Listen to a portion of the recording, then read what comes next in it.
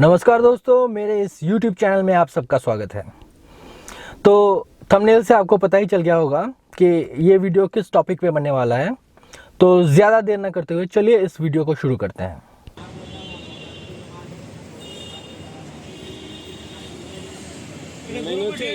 আচ্ছা ঠিক আছে এরকম খোলা এটা খুলে আপনি রিআইএন নাম্বারটা লিখে আমার নাম্বারটা পাঠিয়ে দেবেন তাহলে ওটাকে আমি আপডেট করে দেবো। तो दोस्तों ऐसा था कि मुझे ओला केयर प्लस प्लान लेना था। तो इसकी जो प्राइसिंग थी वो टैक्स मिलाकर 3,500 तक जा रही थी। तो मुझे लगा कि ओला प्लस प्लान जो है, ओला केयर प्लस प्लान, ये काफ़ी सुविधाजनक होगी क्योंकि आपको होम सर्विस मिलेगा। अगर आपका सर्विस सेंटर आपके घर से कुछ दूरी पे है तो फ्री होम सर्विसिंग आपके लिए काफ़ी कन्वीनियंट होगा।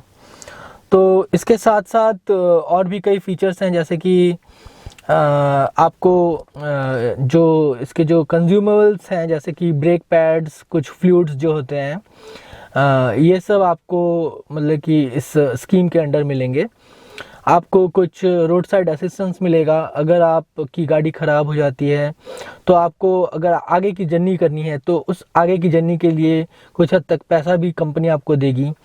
अगर आपको रात को स्टे करना पड़े तो होटल का एक अमाउंट है कुछ हद तक, ये भी आपको ये प्रोवाइड करेंगे।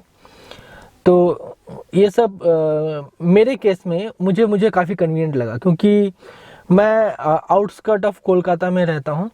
तो यहाँ से मुझे कोलकाता के बाहर भी जाना पड़ता है। मेरी डेली जो जर्नी है, ट्रैवल जो डिस्टेंस है, ये above 60 to 70 kilometres per day का आता है। तो इस हिसाब से मैंने देखा कि अगर ये प्लान लिया जाए तो मेरे लिए काफ़ी बेनिफिशियल होगा। तो इसलिए मैंने ओला केयर प्लस प्लान को ऑप्ट करने की कोशिश की थी। इसके लिए मैंने अपना क्रेडिट कार्ड का इस्तेमाल किया था। तो ज़्यादातर ये क्या करते हैं कि मेरे क्रेडिट कार्ड को ये लोग पता नहीं क्यों इसे डिनाई कर देते हैं, क्योंकि हर जगह ये क्रेडिट कार्ड काम करता है, पर इनके वेबसाइट पे पता नहीं इस क्रेडिट कार्ड का, HDFC का क्रेडिट कार्ड है, इसे ये डिनाई कर देते हैं। सिर्फ HDFC का ही नहीं, मतलब कि बाकी जैसे कि बैंक ऑफ बड़ौदा हो गया, स्टेट बैंक ऑफ इंडिया हो गया, इन सब के क्रेडिट कार्ड को ये पहले स्टेप पे ये लोग तो डिनाई करेंगे ही। मेरे केस में, आपके केस में क्या हुआ है आप मुझे कमेंट सेक्शन में ज़रूर बताइएगा। इसका कारण शायद ये हो सकता है कि कंपनी चाहती है कि डायरेक्ट पूरा पैसा जो बैंक अकाउंट से है वो उनको डायरेक्ट मिले, कोई इसमें कोई रुकावट ना हो। क्योंकि जब मैं स्कूटर परचेज़ करने वाला था तब मैंने सोचा था कि क्रेडिट कार्ड से अगर लिया जाए तो मेरे लिए काफ़ी कन्वीनियंट होगा, तो तब भी उन्होंने इसे डिनाई कर दिया था। मतलब कि क्रेडिट कार्ड का ऑप्शन तो दिखाते हैं, पर जब आप उसे ऑप्ट करने की कोशिश करेंगे किसी ना किसी कारणवश ये दिखा देंगे कि ये फेल हो चुका है, ट्रांजैक्शन फेल हो चुका है। तो ओला केयर प्लस प्लान के टाइम पे भी ऐसा ही कुछ आया था।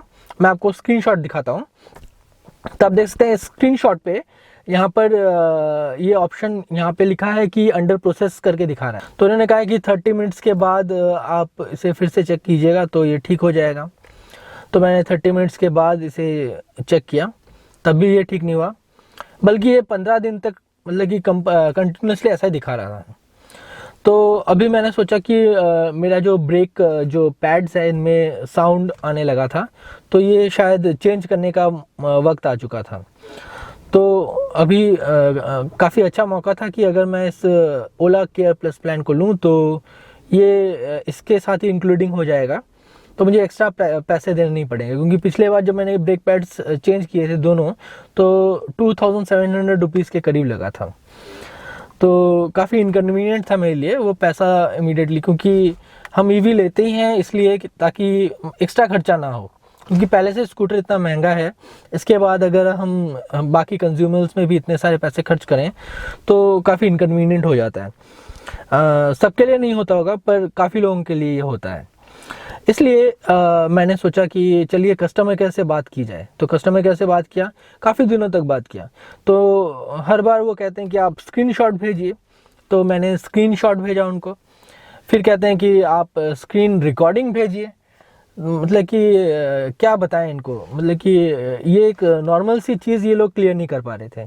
मैंने कहा कि भाई मैं आपको पैसा देने वाला हूँ, आपको पैसा दूंगा, आप मुझे लिंक भेजिए पेमेंट का और मुझे ये एक्टिवेट कर दीजिए। हाँ, ये जो आ रहा है ये आप अपने सिस्टम में देखिए और इसको हटा दीजिए। पर इनका यही सेम ही रिपीट टेलीकास्ट चल रहा था। तो ऐसा हुआ कि होली के टाइम एक ऑफ़र आया है कि ओला प्लस प्लान अगर आप इस टाइम पे लेते हैं वेस्ट बंगाल में, मुझे दूसरे स्टेट्स का पता नहीं, तो आपको 50% डिस्काउंट मिलेगा। ये मुझे कैसे पता चला? ऑब्वियसली कस्टमर केयर ने मुझे बताया कि अगर आप इस प्लान को अवेल करते हैं तो आपको 50% डिस्काउंट मिलेगा। तो मैंने कहा ठीक है भाई, आप कर दीजिए, मैं आपका पेमेंट कर देता हूँ, मुझे कोई दिक्कत नहीं है। तो उन्होंने कहा कि सर आपको हमारे एक्सपीरियंस सेंटर में जाना पड़ेगा, वहाँ से आप कीजिएगा, आपका वो काम हो जाएगा, आपको 12 तारीख से पहले जाना है। तो हमने कहा कि ठीक है भाई, कोई दिक्कत नहीं है, हम जाएंगे। तो मैंने अपनी ऑफिस की एक दिन की लीव ली और मैंने मैप में देखा कि यहाँ से मेरे घर से ऑलमोस्ट 40 किलोमीटर्स का डिस्टेंस दिखा रहा था। तो वहाँ पे मैंने सोचा कि चलिए एक ट्रिप करके आते हैं और वहाँ से फीडबैक लेते हैं कि मतलब मेरा काम हो जाएगा तब। तो मैंने सबसे पहले आप देख सकते हैं कि मैंने अपना वीडियो जर्नी मतलब कि जर्नी स्टार्ट किया। तो सबसे पहले मैंने ओला के स्कूटर में मैप लगाया। तो as usual searching for GPS दिखा रहा था। आप समझ सकते हैं कि मैं आउटडोर में था, मेरा स्कूटर ओपन जगह पे था और ये क्या बोलते हैं कि सर्चिंग फॉर जीपीएस दिखा रहा है। मेरे मोबाइल में जिसमें गूगल मैप लगा हुआ है इजीली वो डायरेक्शन दिखा पा रहा था। पर जो मेरा ओला का स्कूटर है जिसमें इन्होंने मुझे ई सिम लगा के दिया है जिससे कि मैं मैप से इनके ही एक्सपीरियंस सेंटर को नेविगेट कर सकूं, तो उसी में ही ये लोग मतलब कि ये दिखा रहा है कि सर्चिंग फॉर जीपीएस। इस जीपीएस के बारे में मैंने पिछले बार कंप्लेन भी किया था, तो उन्होंने कुछ खोला पिट्टी करके कहा था कि सर ठीक हो गया, कोई दिक्कत नहीं है। पर आप देख सकते हैं कि इसका लाइव नतीजा क्या आया है। तो अल्टीमेटली ये मैप आपके लिए कितना रिलायबल है ये भी सोचने की बात है। तो फिर भगवान का नाम लेके मैंने फिर से इसे रीसेट किया, क्योंकि आप मोबाइल में एक हाथ में मोबाइल पकड़ के आपको स्कूटर चलाना काफ़ी इनकन्वीनियंट हो जाएगा, जिसके लिए उन्होंने स्क्रीन दिया है। हाँ, अगर ऐसा भी कुछ कर सकते थे कि अगर मैं अपने मोबाइल से इसको इस स्क्रीन में अगर मैं इसे कास्ट कर सकूं तो भी मैप मेरे लिए सुविधाजनक होगा। पर अगर मुझे मोबाइल को देखना है तो मुझे अलग से वो मोबाइल होल्डर खरीदना पड़ेगा जिसे मैं अपने स्कूटर पे लगाऊंगा। तो फिर भाई स्क्रीन का क्या फ़ायदा मुझे समझ में नहीं आता। खैर जो भी हो, भगवान का नाम लिया, उसके बाद भगवान से प्रार्थना की, उसके बाद आप देख सकते हैं कि मैप थोड़ी देर बाद काम करने लगा एटलीस्ट। पर बीच बीच में रुक रहा था, मैं जा रहा था, अपनी जर्नी कर रहा था। मैं आपको वीडियो शॉट दिखा रहा हूँ, यहाँ पे आप देख सकते हैं कि बीच बीच में ये काम कर रहा है, समटाइम्स ये काम नहीं कर रहा है। तो एनी हाउ मैप को देखते हुए इधर उधर करते हुए हम एक्सपीरियंस सेंटर में पहुँचे। तो वहाँ पर देखा हमने काफ़ी कस्टमर्स आए हुए थे और मैंने उनसे जाके कहा कि पहले एक और इंस्टेंस आपको बताना चाहता हूँ कि जब मैं अपना स्कूटर लेके गया, मैंने उनके एक्सपीरियंस सेंटर के बाहर पार्किंग की। तो उन्होंने कहा कि सर यहाँ पे पार्किंग मत कीजिएगा क्योंकि पुलिस आके आपका चालान काट देगी, तो आप अपना स्कूटर अंदर रख सकते हैं। तो उन्होंने कहा बढ़िया, बहुत अच्छी बात है, हम अंदर रख देते हैं अपना स्कूटर। पर यहाँ पे एक और क्वेश्चन आता है, अगर मतलब कि क्योंकि वो लोग एक्सचेंज वारंटी दे रहे हैं कि आप अपना इंटरनल कंबशन इंजन का जो भी कोई भी बाइक हो आप उसको या स्कूटी हो उसको लेके आइए, ये लोग आपको एक्सचेंज करके उसकी वारंटी देंगे, चेकिंग करने के बाद उसका प्राइस बता देंगे आपको। तो अगर मैं अपना बाइक या स्कूटर लाता हूँ यहाँ पे एक्सचेंज करने के लिए जो कि इंटरनल कंबशन इंजन से है, तो इसे रखूँगा कहाँ पे? ये क्या मुझे अलाउ करेंगे इनके सर्विस मतलब कि एक्सपीरियंस सेंटर के अंदर ले जाने के लिए? तो this point to be noted, specially Kolkata वालों मैं आपको बता दे रहा हूँ, ध्यान रखिएगा। एजेसी बोस रोड भवानीपुर का ब्रांच है। खैर अंदर गया तो उनसे मैंने बात की। तो उन्होंने पहले तो मुझे सोचा कि मैं कस्टमर हूँ, नया स्कूटर खरीदने आया हूँ, तो उनके हाथ मलने लगे कि वाह नया कस्टमर मिलने वाला है। तो मैंने कहा कि देखिए भाई, मैं अपना स्कूटर लेके आया हूँ ऑलरेडी, मैंने अपनी ऑनलाइन मैंने यहाँ पे अपना अपॉइंटमेंट बुक किया था। तो यहाँ पे आने का एक ही कारण है कि ये देखिए, ये जो ओला केयर प्लस प्लान है ये मेरा एक्टिवेट नहीं हो रहा है। तो मैंने कस्टमर केयर को कहा था, तो उन्होंने आपके यहाँ पे भेजा है, आप इसे ठीक कर दीजिए, मैं पेमेंट करने के लिए तैयार हूँ। तो उन्होंने बोला सर हम इसे कुछ नहीं कर सकते, मतलब आपको ये ऑनलाइन ही करना पड़ेगा। तो मैंने कहा कि आपके कस्टमर केयर ने कहा है कि ऐसे आने के लिए, तो मैं आया हूँ यहाँ पर, मैंने अपनी ऑफिस की छुट्टी की है। तो 40 किलोमीटर दूर से आया हूँ, यानी कि 80 किलोमीटर्स मुझे जाना है, वापस आना भी है, जाना भी है। तो आप देखिए, बात कीजिए उनसे। तो उन्होंने कहा कि ठीक है, हम इसका एक फ़ोटो ले लेते हैं, हम इसे सेंड कर देंगे। तो मैंने उनको दिखाया, उन्होंने फ़ोटो लिया और ठीक है सर, आप घर चले जाइए, हम सेंड कर देंगे, मतलब। और वो अपने जो पोटेंशियल बायर्स हैं उनके साथ बात करने में व्यस्त हो गए। तो मैंने कहा कि अरे सर, मैं इतनी दूर से आया हूँ, आप अपने जो भी सीनियर्स हैं उनसे बात कीजिए, बात करके मैटर को सॉल्व कीजिए, मेरा तो आना फिर व्यर्थ हो जाएगा पूरा यहाँ तक आने के लिए। नहीं सर, हम कुछ नहीं कर सकते, उनका उत्तर था ये। और फिर से वो अपने कस्टमर से बात करने में लग गए। दिस इज़ मतलब कि क्या क्या होता है, अनप्रोफेशनल कह सकते हैं इसे, कि मैं यहाँ पे आया हूँ, मैं उनका, आप कह सकते हैं कि कोलकाता में one of the first buyers of Ola scooter वो मैं हूँ। जब आपका एक्सपीरियंस सेंटर खुला भी नहीं था, जब स्कूटर तैयार नहीं हुआ था, तब से मैंने बुकिंग करके रखा था ताकि मैं इस स्कूटर को ले सकूं। और इसे, मेरा ट्रस्ट देखिए आप, कि मैंने इतना ट्रस्ट किया उन पर। और आज जब उनके कस्टमर मतलब कि वहाँ पे जाता हूँ तो ये लोग कहते हैं कि नहीं, ये पॉसिबल नहीं है। बगल में ही उनका सर्विस सेंटर भी था। तो एक्चुअली मैं आपको एक और शॉट दिखाऊंगा जहाँ पे जो ये जो नॉब है, मतलब कि ब्रेक का जो नॉब है, जो वो क्लच नहीं, ब्रेक कहते हैं ना, ब्रेक का जो नॉब है वो टूट गया था। किस कारण से टूटा ये भी आपको बता दूं। मैंने उसे उसके साइड स्टैंड पे पार्क किया था, तो साइड स्टैंड किसी कारण से अच्छे से सेट नहीं हुआ था, फिसल गया और गाड़ी गिर गई, और ये जो नॉब है, ब्रेक का नॉब, ये टूट गया। तो यहाँ पर एक और बार मैं गलती कहूँगा कि ओला की ही है, क्योंकि ओला ने डबल जो स्टैंड है और इसका जो बडी स्टेप है, जो साइड पिलियन लाइडर के लिए जो बडी स्टेप है, ये सब इन्होंने लॉन्च कर दिया था जनवरी को। तो मैंने जनवरी को मतलब कि इन सब को बुक कर लिया था। मैं चाहता हूँ कि जेन्युइन पार्ट्स लगाऊँ। ये अमेज़ॉन में जो इसके जो पार्ट्स बिक रहे हैं, मैं उन्हें यूज़ नहीं करना चाहता था। मैं चाहता हूँ कि जनरल जो फैक्ट्री OEM सेटिंग वाले जो पार्ट्स हैं वही मैं अपने स्कूटर पे लगाऊँ। तो जब ये लॉन्च हुआ था तो मैंने फुल पेमेंट कर दिया था ताकि ये मुझे डिलीवर हो जाए। उन्होंने कहा था कि जनवरी के एंड तक मुझे ये सब डिलीवर हो जाएगा। तो मैंने इसे ऑर्डर करवा लिया था, पैसा भी पेमेंट कर दिया था, फुल पेमेंट कर दिया था। तो इसके बाद जनवरी के बाद ये डिले हो गया, फरवरी के बाद मार्च, अभी भी डिले चल रहा है। कब मिलेगा पता नहीं, पर पैसा इन्होंने पहले ले लिया है। अच्छा ठीक है, तो अब मैं इसके साथ क्यों लिंक कर रहा हूँ, अगर मेरे पास डबल स्टैंड अभी इंस्टॉल रहता तो शायद ये स्कूटर अपने साइड स्टैंड से फिसल कर नहीं गिरता, और नहीं गिरने से मेरा वो नॉब भी नहीं टूटता, जिससे कि मुझे एक्स्ट्रा खर्चा इस कंपनी के वजह से आ गया है, क्योंकि इन्होंने यहाँ पर कोताही बरती है। इन्होंने अपना स्कूटर जो मेरा जो डबल स्टैंड है ये इन्होंने नहीं दिया है। तो यहाँ पर बहुत सारे समर्थक होंगे जो यहाँ पे कमेंट करेंगे कि इनको नया कंपनी है, इनको ये करना चाहिए, वो करना चाहिए। तो भाई लोग, बता देता हूँ मैं आपको, मैंने इनको बहुत समर्थन दिया है। ये स्कूटर मैंने अभी थोड़ी देर पहले आपको कहा है कि मैंने ये scooter, one of the first guy to buy this scooter. जब स्कूटर लॉन्च भी नहीं हुआ था, इसका मॉडल तैयार भी नहीं हुआ था, जब इन्होंने बुकिंग स्टार्ट कर दी थी, पहले बुकिंग के उस होड़ में सबसे पहले मैं भी वही बंदा था। तो मैंने इस कंपनी पे काफ़ी ट्रस्ट दिखाया है, और हाँ, अभी भी मुझे भरोसा है इस कंपनी पे, इसलिए मैं इस कंपनी पे टिका हुआ हूँ।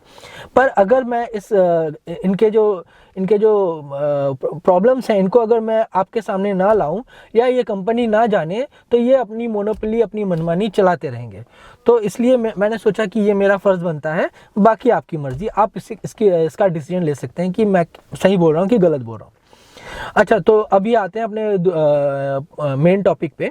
तो वहाँ पर जो उनका जो एक्सपीरियंस सेंटर था, उन्होंने तो साफ मना कर दिया। तो मैंने वहाँ पर ही उनके कस्टमर केयर को फ़ोन लगाया। कस्टमर केयर को बोला कि आप ये देखिए, मैं आपके एक्सपीरियंस सेंटर में आया हूँ, आप लोगों ने मुझे यहाँ पे आने के लिए कहा था, तो आप ये लोग कहने हैं कि मुझे हेल्प नहीं कर सकते, और ये लोग अपने जो पोटेंशियल बायर्स हैं, जो नए दूसरे लोग हैं, उनको एंटरटेन कर रहे हैं, पर मुझे ये एकदम ही दिखा नहीं रहे हैं, कुछ हेल्प भी नहीं कर रहे हैं, डायरेक्ट घर जाने के लिए बोल रहे हैं। ये मजाक हो रहा है क्या? तो उन्होंने कहा कि नहीं सर, आपने कंप्लेन कब लॉन्च की थी, कब रेस किया था? तो मैंने कहा कि इस टाइम पे आप मेरा हिस्ट्री चेक कर लीजिए, क्योंकि आपका जो कंप्लेन नंबर है वो लेके तो मैं घूमूंगा नहीं, वो मेरे ईमेल में रहेगा, और ईमेल को अगर मैं अभी खोलता हूँ तो अभी आपका फ़ोन डिस्कनेक्ट हो जाएगा। तो इससे अच्छा आपको तो फ़ोन लगता नहीं है हमेशा। तो आप मेरा हिस्ट्री चेक कर लीजिए और देख लीजिए मैंने कितने बार कंप्लेंट किया हुआ है, काफ़ी बार कंप्लेंट किया था। तो उन्होंने हिस्ट्री चेक किया, उन्होंने कहा कि सर आपने सिर्फ स्क्रीनशॉट भेजा है, आपको स्क्रीन रिकॉर्डिंग भी भेजनी पड़ेगी, आप उसे भेजिए, हम ठीक कर देंगे। मैंने कहा कि लो हलवा, मैं खुद बोल रहा हूँ यहाँ पर, मैं अपने रजिस्टर्ड नंबर से फ़ोन कर रहा हूँ, तो आपको अभी स्क्रीन रिकॉर्डिंग भी चाहिए, आप अपने सिस्टम में देख लीजिए क्या गड़बड़ी है। तो ये लोग किसी भी हालत में मानने के लिए तैयार नहीं थे कि इनके जो स्क्रीन रिकॉर्डिंग इनको चाहिए। तो मैंने कहा कि ठीक है, आपके एक्सपीरियंस सेंटर में जो आपके एम्प्लॉयज़ हैं इनसे बात कर लीजिए आप, ये लोग तो खुद ही देख रहे हैं, आप इनसे बात कर लीजिए, ये भी नहीं चलेगा इनका। तो ठीक है, उसके बाद मैंने सर्विस सेंटर में मैंने स्क्रीन रिकॉर्डिंग बनाई और उनको मेल कर दिया। और जो सर्विस सेंटर में जो मैकेनिक थे उनको मैंने कहा कि ये जो नॉब मेरा टूटा है इसको रिपेयर करने के लिए कितना खर्चा लगेगा। तो उन्होंने कहा कि इसका खर्चा समथिंग 800 के करीब आएगा।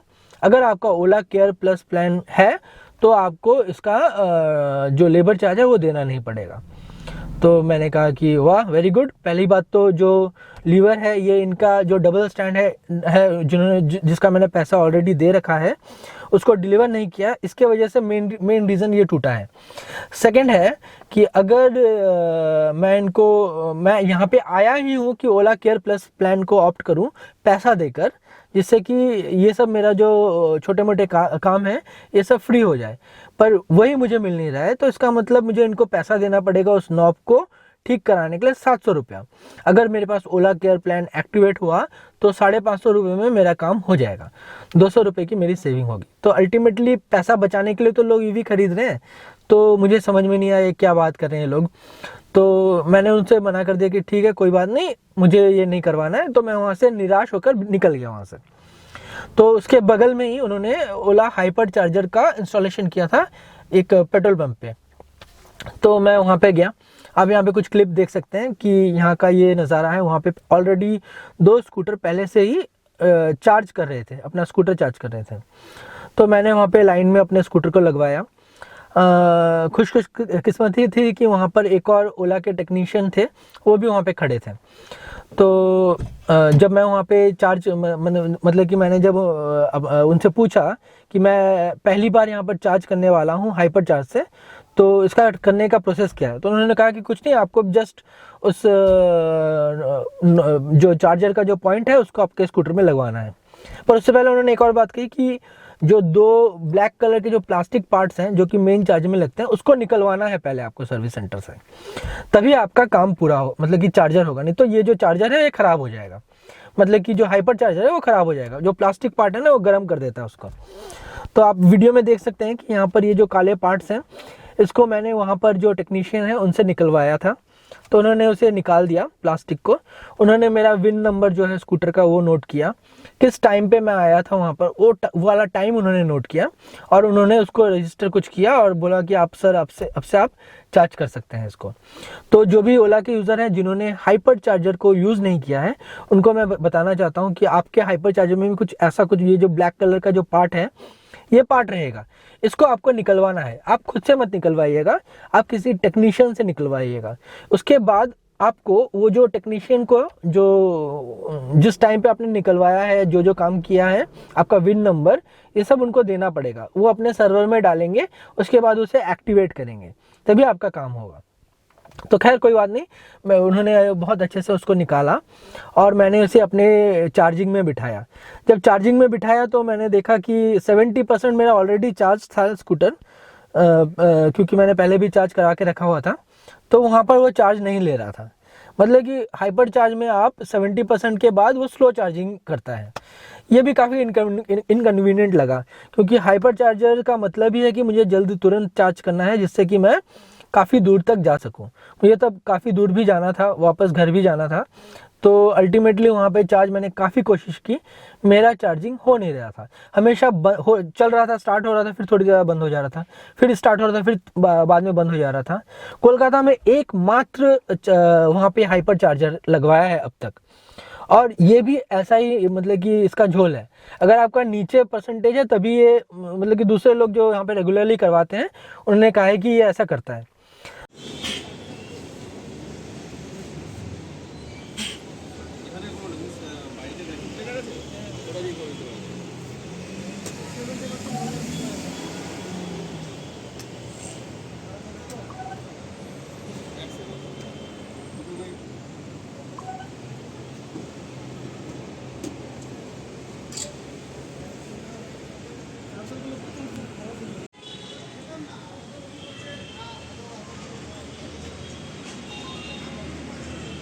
अपडेट हो जाए।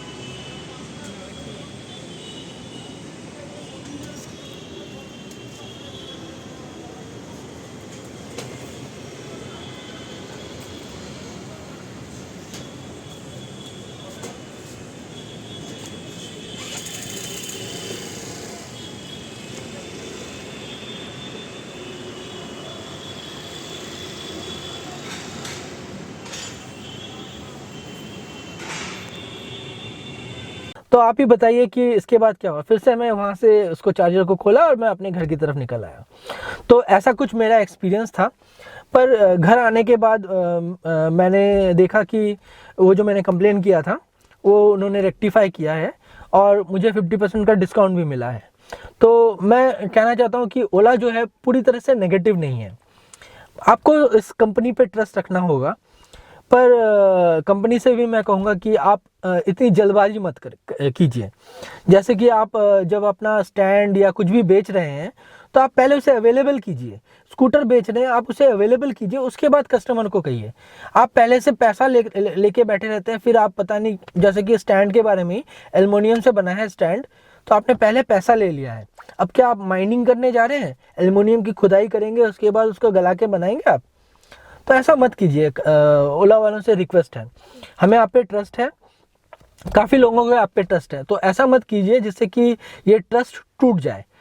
तो इसी के साथ मैं इस वीडियो को, क्योंकि काफ़ी लंबा हो रहा है, मैं इसे ख़त्म करना चाहता हूँ।